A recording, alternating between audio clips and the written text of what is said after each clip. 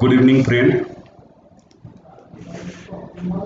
सबसे पहले ये नया इंस्टॉलेशन समझने से जो नया हमें आया है लिंक एसबीआई का, जो कि क्रोम, माइक्रोसॉफ्ट एज, ये दोनों जो मोस्ट पॉपुलर ब्राउज़र हैं उस पे काम करने लगा है।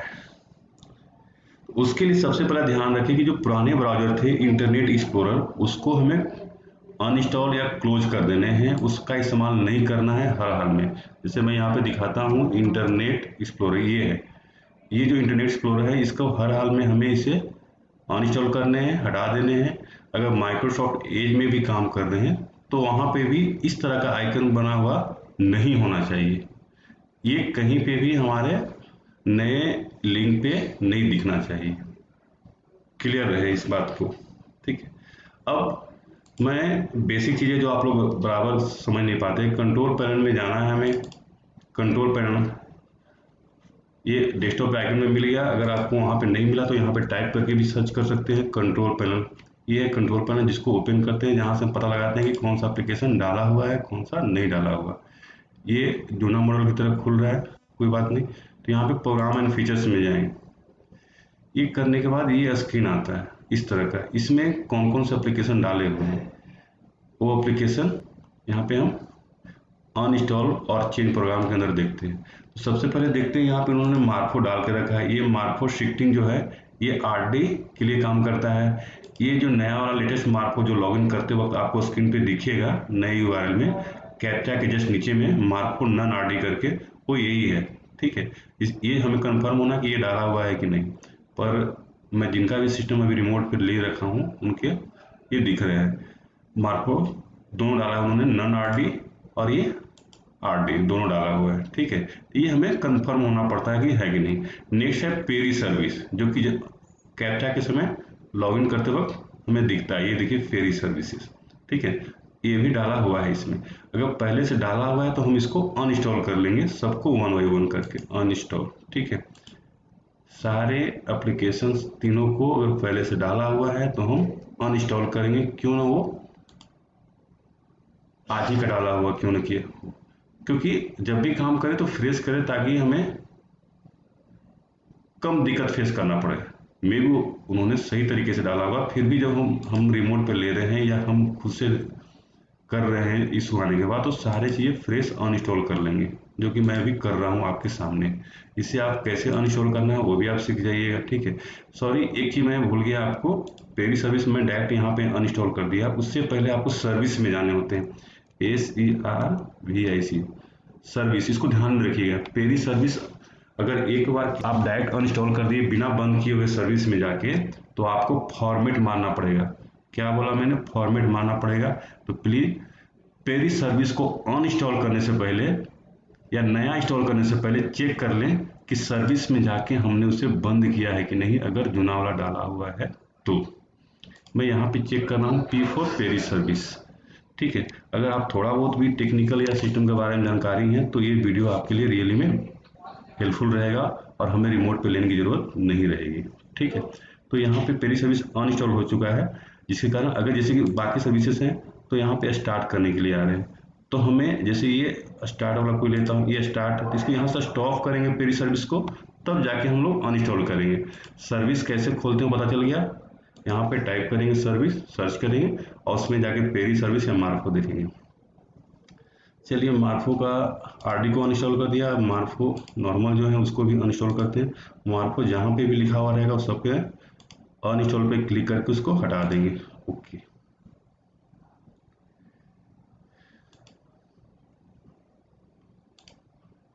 अब ये जो नया नन आरडी वाला मार्फो है इसको भी मैं हटा ले रहा हूँ, ठीक है। यस, ये अनइंस्टॉल हो गया। ओके, अभी देख रहे हैं यहाँ पे ना मार्फो है कहीं पे, ना आरडी है। एक चीज और देखिए, एंटीवायरस रहेगा तो जो नन आरडी है वो इंस्टॉल करते वक्त दिक्कत भी देते हैं, तो एंटीवायरस की वजह से देते हैं। तो 10-15 सेकंड के लिए हम एंटीवायरस को स्टॉप कर देंगे। अगर आपको ज़्यादा स्टॉप करने नहीं आता है तो सीधे अनइंस्टॉल कर लेंगे उसको भी। और जब और उसके बाद इंस्टॉलेशन, फुल इंस्टॉलेशन के बाद फिर से उसको एंटीवायरस डाल देंगे, ठीक है। अभी हम इसमें से मार्को हमने हटा दिया है, कहीं पे मार्को नहीं डाला हुआ है। तो इस बात का हमें बहुत केयरफुली चेक करने हैं, ठीक है। कंट्रोल पैनल और सर्विस, ये दो चीज़ आपको बराबर ध्यान में रखनी है, ठीक है। अब मैं सी ड्राइव में एक बार जाता हूँ, क्योंकि अनइंस्टॉल करने के बावजूद भी कुछ फाइलें रह जाती है। जैसे ये देखिए मार्को के 3 फोल्डर बन चुके हैं। तो इन फिंगरप्रिंट सेंसर, मार्फो एजेंट, मार्फो आरडी, मार्फो, ये तीनों के तीनों फाइल को हमें डिलीट कर देने हैं अनइंस्टॉल होने के बाद, ताकि जब भी मैं फ्रेश इंस्टॉल करूं तो हमें फ्रेश फोल्डर क्रिएट हो, ठीक है। अब ये हो गया। अभी आते हैं ब्राउजर सेटिंग। ब्राउजर दोनों सेटिंग है, एक क्रोम का भी और एक इंटरनेट एक्सप्लोरर, सॉरी ये माइक्रोसॉफ्ट एज का। इंटरनेट एक्सप्लोरर इस्तेमाल करना ही नहीं है, ये है माइक्रोसॉफ्ट एज और ये है क्रोम। अगर मेरा माउस से कर्सर को देख रहे हैं तो ये क्रोम, ये माइक्रोसॉफ्ट एज। तो पहले माइक्रोसॉफ्ट एज में जाता हूँ, कैसे सेटिंग करते हैं ताकि ब्राउजर में नया यूआरएल काम कर सके। तो ध्यान रहे इस तरह का माइक्रोसॉफ्ट एज अपडेटेड वाला होना चाहिए। बहुत सारे सिस्टम में जुना रहते हैं तो उसको डाउनलोड करके अपडेट कर लेंगे, ठीक है। अभी मैंने माइक्रोसॉफ्ट एज खोला। अब यहाँ पे 3 डॉट्स हैं, इस पर क्लिक करेंगे। उसके बाद फिर सेटिंग में जाएंगे। सेटिंग यहाँ पे जैसे ही टाइप होगा, हमें क्या करना है, इस ये जो ऊपर यूआरएल यहाँ पे सेटिंग, इस प्रोफाइल जो आ रहा है इसको डिलीट करते हुए हमें सिर्फ सेटिंग तक डिलीट करने हैं। कहाँ तक, सेटिंग तक। और यहाँ पे टाइप करने हैं फ्लैग, जो कि ऑलरेडी नीचे में आ रहा है, FLAGS। मैं स्पेलिंग साथ इसलिए बता रहा हूँ। ये देखिए फ्लैग, इस तरह का अगर आइकन है तो इसको सेलेक्ट कर लेना है, ठीक है ना। ये सेलेक्ट कर लिया।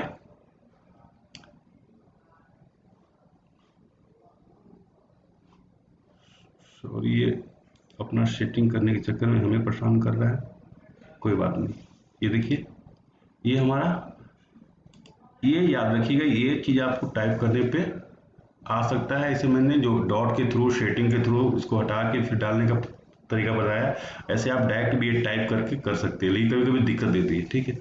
अब इस स्क्रीन पे आ गए तो यहाँ पे सर्च वाले जगह पे लोकल टाइप करेंगे, लोकल होस्ट, HOST होस्ट। तो ये आ जाएगा अलाउ इनवैलिड सर्टिफिकेट, इसे हमें इनेबल करना होता है। अभी हम लोग माइक्रोसॉफ्ट एज में कर रहे हैं तो एज का इस तरह से है, ये प्रोसेस है। यहाँ पे डिजेबल को हम लोग इनेबल कर दिए। यहाँ नीचे स्क्रीन में देखिएगा रीस्टार्ट करने के लिए आ रहा है, तो रीस्टार्ट कर दिए। सेम ही काम हम क्रोम में भी करेंगे, अगर हमें क्रोम में SVI को रन करने हैं तो। जनरली आप माइक्रोसॉफ्ट एज में कीजिएगा, क्योंकि बहुत सारे लोगों ने फीडबैक दिया कि सर क्रोम के अपेक्षा एज अच्छा काम कर रहा है। तो अपना अपना कन्वीनियंस है, पर दोनों में सपोर्ट करेगा, ऐसा SBI के IT टीम का कहना है, ठीक है। अब मैं जा रहा हूँ क्रोम में सेटिंग करने। क्रोम में भी सेम ही काम, 3 डॉट्स है, सेटिंग में जाएंगे, ठीक है। अब यहाँ से सेटिंग को हटाते हुए फ्लैग, FLAGS, जो कि ऑलरेडी यहाँ पे आपको दिखेगा इस तरह का आइकन, इस पे क्लिक कर दिया। अब इसके सर्च पे लोकल होस्ट,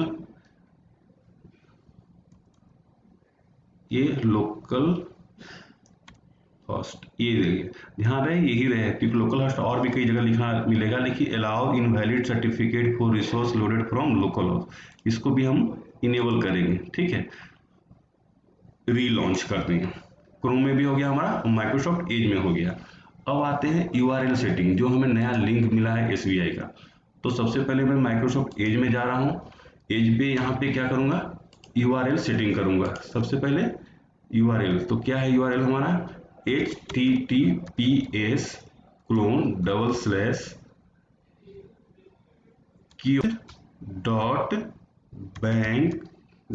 //bank.sbi। ये नया URL है किसका, स्टेट बैंक के कियोस्क लॉगिन करने का, यानी कि CSP का लॉगिन URL इसको बोलते हैं, ठीक है। ऐसे आपको कई जगह कॉपी करके मिल जाएगा। अब यहाँ पे लॉगिन करते वक्त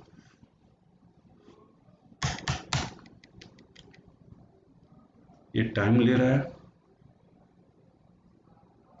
अब ये आ गया। देखिए बहुत सारे में ये पॉपअप आते हैं, बहुत में नहीं आते हैं। अगर आए हैं तो सिंपल यहाँ पे क्लिक करेंगे और अलाउ, ये वन टाइम है, एक बार करना पड़ता है, फिर हमेशा के लिए सेटिंग हो जाता है। तो अलाउ करके डन कर देंगे, ठीक है। तो ये हमेशा के लिए, किसी किसी में ये पॉपअप नहीं आते और ये स्क्रीन हटते नहीं। उसमें बराबर ध्यान रखना है कि यहाँ पे जहाँ पे URL है वहाँ पे कुछ भी आइकन बने उस पर क्लिक करना है हमें, और यहाँ पे कहीं पे साइट सेटिंग या पॉपअप अलाउ दिया रहेगा। यहाँ पे पॉपअप अलाउ दिया हुआ है, किसी में साइट सेटिंग दिया हुआ है, तो साइट सेटिंग में जाके वहाँ पे पॉपअप अलाउ बहुत सारे में इनेबल कर देंगे। ठीक है, ये सेटिंग कर लिया है। अब हम इसको फिर से क्लिक करेंगे तो ये पॉपअप ब्लॉकर अब नहीं आकर डायरेक्ट लॉगिन स्क्रीन आ जाएगा। देखिए, अब आप लोग जब एरर का स्क्रीनशॉट भेजते हैं तो आप लोग से बराबर रिक्वेस्ट किया जाता है कि फुल स्क्रीन में भेजें। ठीक है, फुल स्क्रीन में भेजने का मतलब जैसे यहाँ पे देखिए माइक्रोसॉफ्ट एज में आप खुले हुए हैं, ये पता चल जाता है। माइक्रोसॉफ्ट एज में ये एरर मैसेज आ रहा है, पता चलता है। टाइम यहाँ पर देखिए, मेरा कर्सर देखते रहिएगा, टाइम का पता चलता है कि आपने कब ट्राई करके बताया है आपने। ठीक है, तो इससे ये पता चल पाता है कि आपका दिक्कत किस ब्राउजर में और क्या दिक्कत आ रही है और कितने बजे टाइम का आपने बताया है। बहुत लोग होते हैं कि जाने अनजाने में, कोई जानबूझ के नहीं, बस वही स्क्रीनशॉट भेजते रहते हैं जूना वाला। और किसी बैक डेट में आया हुआ एरर को आज की डेट में डालना, आप ही सोचो, हो सकता है कि वो इशू ऑटोमेटिक रिजॉल्व हो गया हो। तो हम प्रयास हमेशा करें कि जब भी कंप्लेंट डालें तो लेटेस्ट स्क्रीनशॉट यहाँ माइक्रोसॉफ्ट एज में खुला हुआ है कि क्रोम में पूरा स्क्रीन दिखता हुआ नीट एंड क्लीन टाइम के साथ डेट के साथ भेजें। ठीक है, ताकि हमें समझ में आए, तो आपको कम टाइम में आपको हिंट देने के थ्रू रिमोट पे लेके या किसी तरह से रिजॉल्व कर दें। वर्बली भी रिजॉल्व होता है, उसके लिए रिमोट पे अगर टाइम नहीं है तो वर्बली बोल देंगे कि हाँ आपने एज में खोला, एक बार क्रोम में ट्राई कर ली। ठीक है, अब आते हैं नॉर्मल इंस्टॉलेशन समय जो इशू आती है लॉगिन टाइम पे। ये कॉमन हमेशा इशू आता है, peri service is not initialise. इसका मतलब साफ है कि आपने जो नया इनका सेटिंग आया है डाउनलोड पेरी सर्विस, यहाँ देखिए कैप्चा के जस्ट नीचे में डाउनलोड पेरी सर्विस, अगर ये इंस्टॉल नहीं रहेगा सिस्टम में तो ये एरर आएंगे। बहुत लोग होता है कि सर इंस्टॉल किया फिर भी एरर आ रहा है, तब आप सर्विस में जाके स्टार्ट नहीं करेंगे तो भी एरर आएंगे, मैं वो दिखाऊंगा अभी। ठीक है, तो चलिए ओके करता हूँ और इसको मैं डाउनलोड पे क्लिक करता हूँ और ये डाउनलोड मार्फो ये दोनों कर लेता हूँ। ध्यान रहे, मार्फो दो ड्राइवर लगते हैं, एक ये जो यहाँ दिया गया है वो उसके लिए लगता है जिन पे आधार बेस्ड काम नहीं करना है, आधार बेस्ड जिनका लॉगिन नहीं है उसके लिए ये मार्फो दिया गया है। जिनको आधार बेस्ड लॉगिन करना होता है वो क्या करेंगे, क्रोम में जाएंगे, जिनका आरडी इशू आता है, चलिए तो डाउनलोड हो रहे हैं, अभी मैंने क्रोम ओपन किया है, उनके लिए जिनको आरडी इशू आता है। रुकिए, पहले क्या क्या आरडी इशू आता है वो मैं एक बार दिखा दूंगा आपको। देखिए, आरडी का ये भी एक message, RD is not installed in the machine. ध्यान दें, इन्होंने जो स्क्रीन भेजा है अभी भी फुल स्क्रीन भेजा नहीं है, ये तो साफ पता चल रहा है कि इन्होंने मार्फो का आरडी वर्जन को डाला नहीं है, इसलिए नॉट इंस्टॉल करके आ रहा है, या डाला है पर सर्विस में जाके स्टार्ट नहीं किया है, या सिस्टम को रीस्टार्ट नहीं किया डालने की वजह से, तब भी ये आरडी इज नॉट इंस्टॉल्ड करके मैसेज आता है, या डिवाइस कनेक्टेड नहीं है तो भी ये मैसेज आते हैं। ठीक है, ये आधार बेस्ड अगर ऐसा मैसेज आता है तो आधार बेस्ड टेंशन नहीं होंगे लॉगिन हो जाने के बावजूद भी, क्योंकि लॉगिन इसलिए हो जाता है क्योंकि इनका आधार बेस्ड लॉगिन नहीं है, इनका बायोमेट्रिक कैप्चर बायोमेट्रिक बेस्ड है। ठीक है, तो ये मैसेज आने के बावजूद भी किसी लोग का लॉगिन हो जाता है जिनका आधार बेस्ड लॉगिन नहीं सेटिंग किया हुआ है, और जिनका आधार बेस्ड सेटिंग किया हुआ है उनका ये मैसेज आने के बाद लॉगिन भी नहीं होता है, और ये भी टेंशन तो होगा ही नहीं जब लॉगिन नहीं होगा तो। ठीक है, शायद मैंने दो बातें एक साथ रख रहा हूं तो कंफ्यूजिंग लगेगा, लेकिन ध्यान में रहे ये है पहचान आरडी का। एक और है, अगर लॉगिन होने के बाद फिर कैसा मैसेज आएगा, इस तरह का एक्सेस डिनाइड, ये दो केसेस में आते हैं।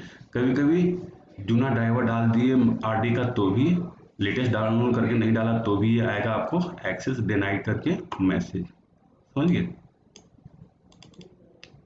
ठीक है, एक्सेस डिनाइड इस तरह का। तो ये दोनों केस में क्या करना है, सो मैं अभी दिखा रहा था कि क्रोम में जाके हमें, क्रोम में जाके मार्फो आरडी सर्विस करके सर्च पे क्लिक करना है। ये आरडी का मार्फो का मेन वेबसाइट है, उस पर क्लिक करने हैं और यहाँ पे इसको क्लोज कर देने हैं। यहाँ पे डाउनलोड सेक्शन में जाके यहाँ पे दो तरह का है, एक L0 और एक L1 है। तो मैं फिलहाल अभी सबका जुना वाला डिवाइस है तो L0 का लोकल होस्ट, ध्यान रहे बहुत सारे यहाँ पे ड्राइवर दिए हुए मार्को का, लेकिन SBI में L0 का लोकल होस्ट ही सपोर्ट करता है, तो इसलिए इस पे मैं क्लिक करके इसको डाउनलोड चला दिया हूँ। ठीक है, ये डाउनलोड होने के बाद मैं एईपीएस संबंधित अगर इशू आएगा, आधार बेस्ड का इशू आएगा, तो एक्सेस डिनाइड का इशू आएगा जो मैंने अभी दिखाया, तब जाके मैं ये इंस्टॉल करूंगा। ठीक है,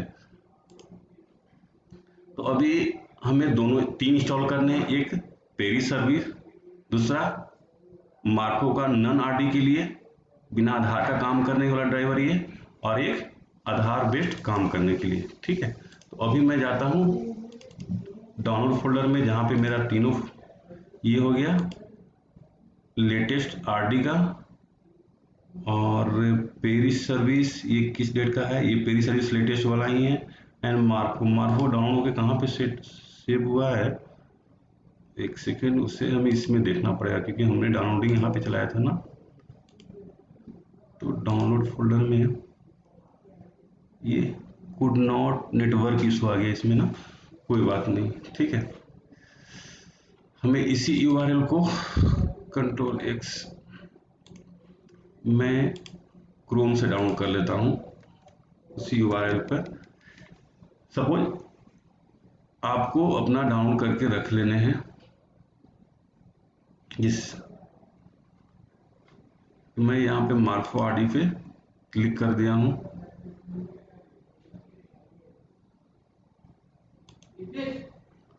ठीक है, ये मार्को आरडी को डाउनलोड होने देता हूँ तब तक। अभी मैं इंस्टॉल करता हूँ डाउनलोड फोल्डर में सबसे पहले पेरी सर्विस, सॉरी, ये पेरी सर्विस मैंने जिप फॉर्मेट में, तो इसे अनजिप कर लें, अनजिप करके मैं डेस्कटॉप पे रख लेता हूँ इसका।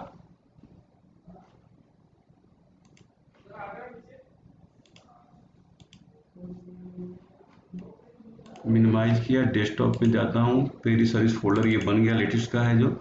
अब इस पे डबल क्लिक करके हमें केवल इंस्टॉल करने हैं।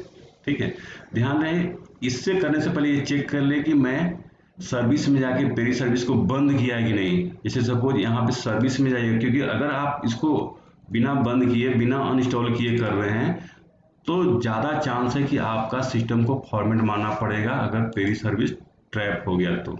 ठीक है, तो यहाँ पर देखता हूँ पेरी सर्विस, तो एक्चुअली मैंने ऑलरेडी इंस्टॉल किया तो यहाँ पे दिख ही नहीं रहे हैं, तो हमें बंद करने की ज़रूरत है ही नहीं। और कंट्रोल पैनल में ऑलरेडी हमने अनइंस्टॉल करके देख लिया है, या एक बार चेक कर लेता हूँ, क्योंकि इंस्टॉल करना के बाद अगर फंस गया तो फिर हमें दोबारा इंस्टॉल करने देगा नहीं, इसलिए मैं इस स्क्रीन पर रोक दिया हूँ आपको, और फिर से दोबारा वही गाइड कर रहा हूँ कि कंट्रोल पैनल में जाके चेक कर लीजिएगा कि पेरी सर्विस डाला हुआ है कि नहीं। तो इसमें पेरी सर्विस डाला हुआ नहीं है, पी से कोई प्रोग्राम ही नहीं डाला हुआ है। ठीक है, तो मैंने ये इंश्योर कर लिया है, अब मुझे नेक्स्ट करने में कोई दिक्कत नहीं है, क्योंकि ये एक बार में इंस्टॉल हो जाएगा अगर पहले से डाला हुआ नहीं रहता है तो।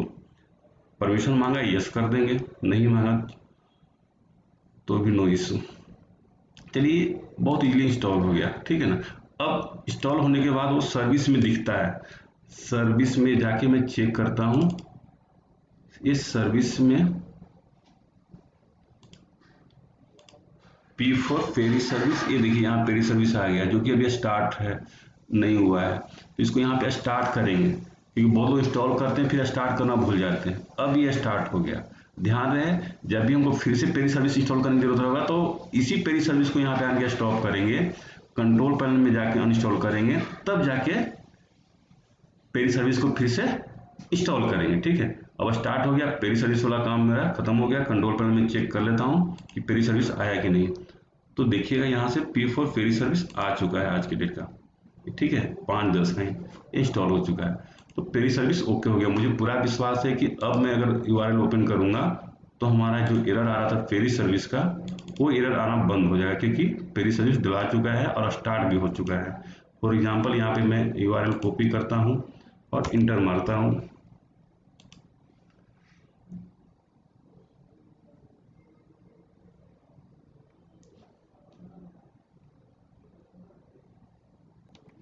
देखिए कोई एरर नहीं आया, जबकि पहले यहाँ पे ऊपर में पॉपअप आ रहा था peri service is not initialise करके। ठीक है, अब हम यहाँ पे लॉगिन करें, तो अगर आधार बेस्ड रहेगा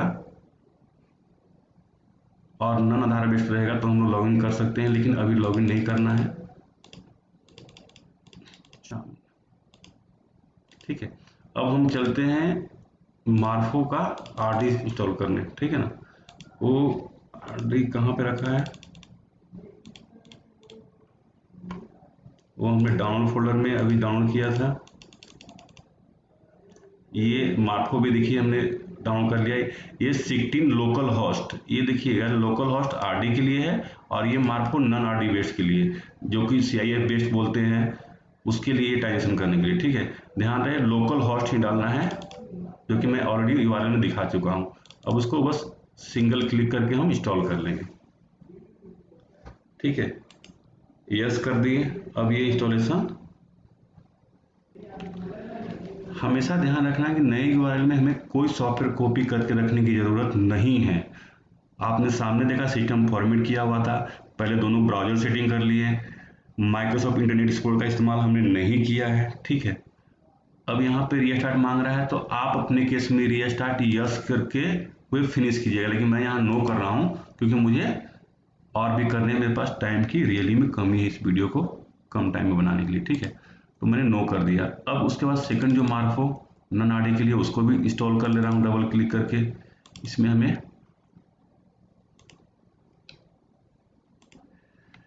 ये तीन basics, peri service, मार्फो non RD के लिए और एक आरडी के लिए, तीनों अगर बेसिक डाल दिए तो सिस्टम आराम से लॉगिन होगा, ट्रांजेक्शन्स होंगे,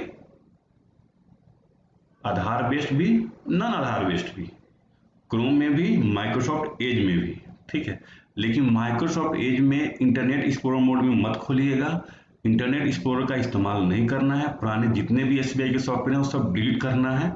ठीक है, क्यों ना वो पासबुक प्रिंटर का हो, क्यों ना वो माइक्रो एटीएम का हो, क्योंकि पासबुक प्रिंटर माइक्रो एटीएम एक बार लॉगिन होने के बाद मैं उस पर डिस्कस करूंगा, क्योंकि वहां पे हमें ऑप्शन दिया गया है डाउनलोड करने का रिपोर्ट में जाके। ठीक है,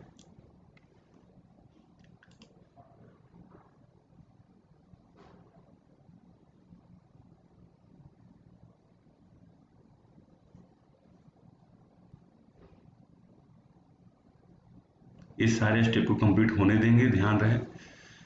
चलिए, वो कंप्लीट हो गया और बैकएंड में ही क्लोज हो गया। ठीक है, अभी तक आपको ये क्लियर हो चुका है कि हाँ माइक्रोसॉफ्ट एज क्लियर कैसा होता है, क्रोम क्या होता है, सर्विस क्या होता है, कंट्रोल पैनल क्या होता है, इंटरनेट एक्सप्लोरर जिसमें कभी नहीं खोलना है, पुराने सॉफ्टवेयर जो सिस्टम में रखे हों उसको डिलीट कर देने हैं। ऐसा ही ये सब चीज़ इसलिए मैं डिस्कस कर रहा हूँ, जैसे ये माइक्रोसॉफ्ट इंटरनेट एक्सप्लोरर यहाँ भी सिस्टम पे देखिए उसको डिलीट कर दीजिए, क्योंकि किसी काम का नहीं है अब। ठीक है, डिलीट कर देना है। अगर आप नए मार्फो ले रहे हैं तो आप L1 ही खरीदें। ठीक है, कॉमन मिस्टेक आपको दिखा दिया अभी। अब देखते हैं एक और मिस्टेक आरडी के अलावा जो आता है इंस्टॉलेशन करते वक्त, अगर बिना आधार बेस्ड लॉगिन करना हो तो उस समय जो एरर आता है, मैं वो स्क्रीनशॉट दिखाता हूँ आपको। ये देखिए नेटवर्क एरर।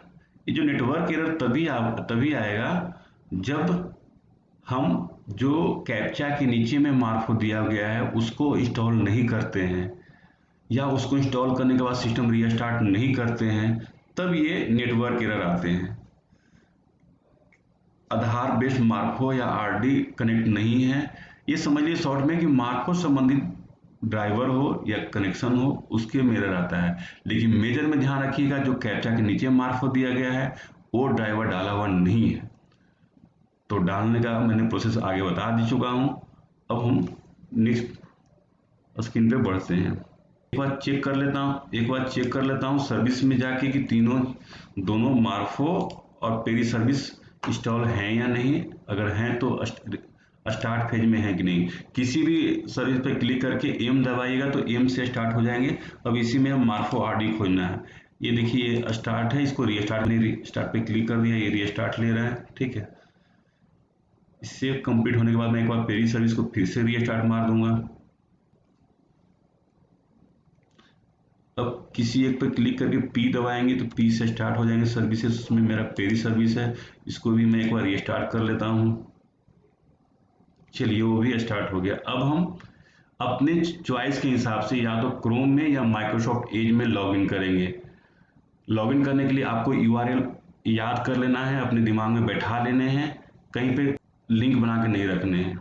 ठीक है, चलिए स्टार्ट करते हैं माइक्रोसॉफ्ट एज में ही, क्योंकि आप ही लोग के CSP में उन लोगों ने मैं बताया कि सर ये एज में अच्छा चल रहा है क्रोम के अपेक्षा। देखिए ऐसा कुछ नहीं है, मेरा मानना है टेक्निकल लेवल पे, पर आप लोग ग्राउंड में जो एक्सपीरियंस देते हैं वो रियली में एक्सेप्टेबल होता है। चलिए अब इन्हें मैं लॉगिन करने के लिए बोलता हूँ, जो इनका मैं लॉगिन करे, उन्हें लॉगिन करने के लिए बोल रहा हूँ। अगर वो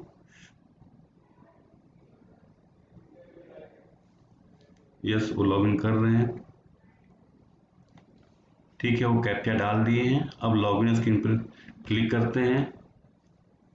आशा करते हैं कहीं पे कोई इशू नहीं आया, क्योंकि हमने बहुत ही ध्यान दिया है। पर ये आप CSP लोगों का जो कॉमन मिस्टेक है, कैप्चा डालने में कर दिया इन्होंने। एक कॉमन मिस्टेक तो कोई इशू नहीं, लेकिन अगर गलत अकाउंट में पैसा चला जाता है तो बहुत ही दिक्कत होते हैं। इसलिए ध्यान रहे आप CSP के रूप में हर एक चीज़ को बहुत ही बारीकी से इंटर करें, ताकि कोई फाइनेंशियली नुकसान ना हो। अगर आप एक दो नंबर भी आगे पीछे करते हैं तो किसी गलत अकाउंट में चला जाता है तो आपका नुकसान होता है।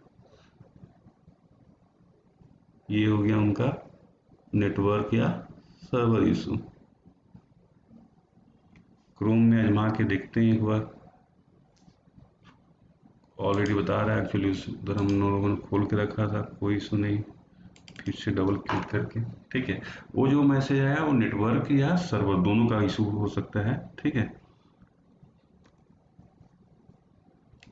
URL हमेशा याद रखिए आप, एक बार अगर टाइप कर दिए तो केवल के टाइप कीजिए तो URL ऑटोमेटिक आपका आ जाएगा। लेकिन फिर भी मैं रिक्वेस्ट करूंगा कि आप अपने माइंड में रखें। देखिए क्रोम में मेरा एक बार में ओपन हो गया, सेटिंग प्रॉपर था तो, ठीक है। अभी अपना डिटेल डाल के लॉगिन करेंगे। ओके करना है हमें।